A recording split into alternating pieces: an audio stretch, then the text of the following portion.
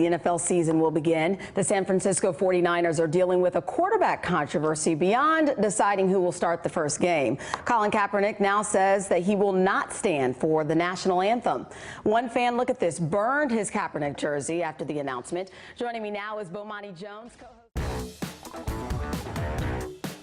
Somebody wanted to take a jab at Colin Kaepernick. That's pretty common. Lately, there have been a lot of people taking jabs at him. The guy who, for some reason, I do not understand it, does not have a job yet in the NFL, and a lot of people feel he's being blacklisted. For taking a knee during the game. Right. Well, the latest jab comes from Jason Whitlock, and he posted a photo sort of teasing Jason Whitlock, who's on FS1, posted this photo sort of teasing the skit that he's going to play. No, but he's what he was saying is, tune into the show today because I'm going to have a skit about Colin Kaepernick, but you can see that photo caused a lot of outrage because everyone said he's white. How are you going to get a white guy to play Colin Kaepernick? That is just over the line. Reagan, can you isolate that? In U.S. history, we witness African Americans receiving the short end of the stick time after time. Slavery was a horrific moment in United States history that has drastically changed how African Americans will walk through America today. Even after slaves were given their freedom from the gruesome era of slavery, we then eventually entered times of Jim Crow laws, discrimination, segregation, and immense levels of racism. This was a direct result of the scar left behind by slavery that still affects how we are portraying and treating African Americans today in today's society. Americans heard a leader who shattered racial stereotypes. We feel that the time has come for a full-scale assault on the system of segregation. This man is someone you could actually talk to and who seemed quite reasonable. And for white Southerners, this was new information. And part of a national awakening. It was the media that carried our message to the rest of the nation. Protest became progress once the media woke up and Americans rose up. Thank God Almighty, we are free at last. Mark Strassman, CBS. Even after Martin Luther King made huge advancements for the African American community through media, we see many different interpretations of what it means to be African American. We see African Americans living their lives revolving around the stereotypes that many people believe to be true. We also experience serious issues within African American communities manipulated to the world as a joke. African Americans are stereotyped in many different ways, and that plays a huge role in how they are treated. Police brutality is an example of how negative stereotypes have affected how law enforcement views African Americans. Where's he going? What's going on?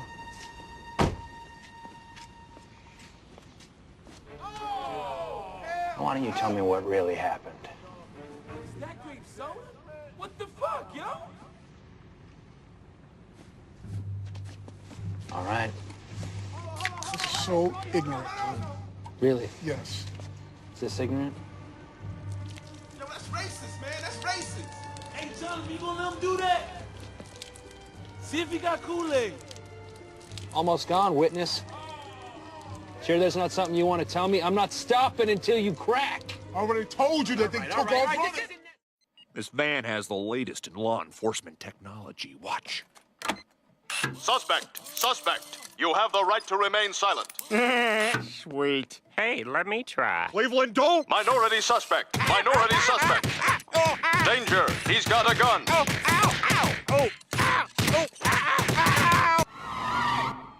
Kumar, the cops you thought you'd get away with it, huh? I was in bed. I didn't fire any gun, I swear.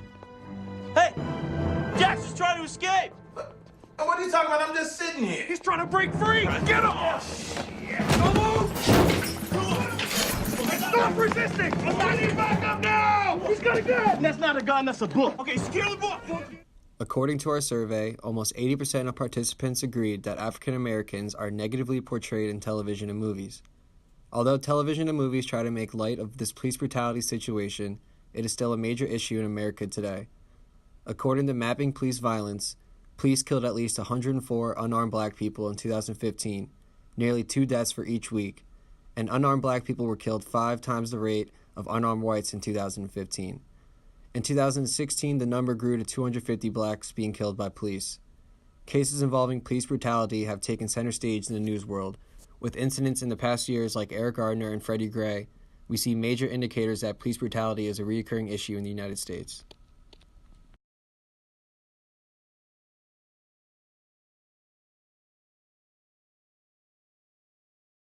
Mystery death of a young man in Baltimore police custody. The autopsy on this 25-year-old is now complete. The names of the officers involved in his arrest released. But more information has not led, though, to any more clarity as far as how this 25-year-old suspect, Freddie Gray, broke his neck after Baltimore police arrested him. This is back on April 12th. He died a week later.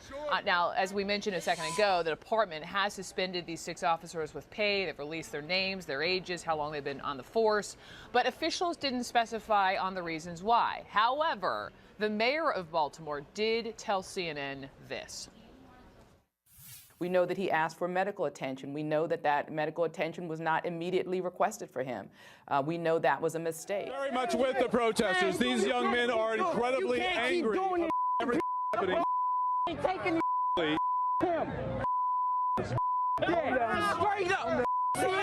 We here straight up. Straight up. As you can see, there is a lot of emotion running through the streets here. We are now moving on to North Street, which is a very big avenue here in Baltimore. Thousands, perhaps 2,000 people. They marched first to the Western District Police Station, and then they marched over to the area where Mr. Gray was taken into custody. The last time he was seen standing, basically, he went and fell into a coma shortly after and died 7 days later. There is one small group of protesters here.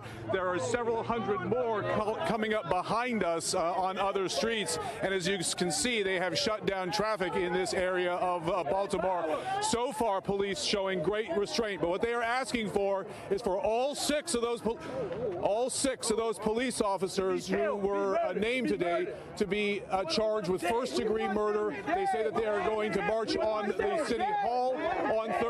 And at that point, a little impossible here, but at that point, they will take over City Hall until they get those individuals arrested.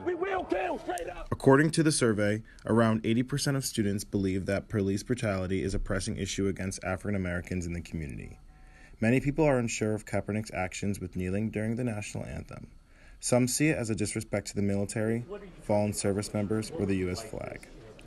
Kaepernick's stance was to highlight the importance of police brutality and stand up for the injustices surrounding the black community. And make people, realize what's really going on in this country.